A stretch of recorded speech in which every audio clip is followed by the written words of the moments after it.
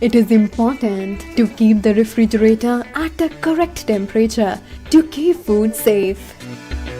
So follow the tips suggested in this video to adjust the temperature in Samsung single door refrigerator. Its temperature control knob is located on the top right corner of freezer compartment. Use it to adjust the temperature in your refrigerator.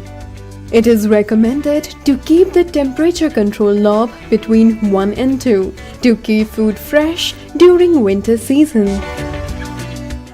We recommend you to keep temperature control knob between 3 and 4 to keep food fresh during monsoon season. Keep temperature control knob between 5 and 6 during summer season or when the refrigerator is filled to its maximum capacity. It is the coldest temperature setting on the fridge and keeps your food fresh for a long time. Frequent opening and closing of refrigerator door allows humid air to enter inside and cause excessive ice buildup.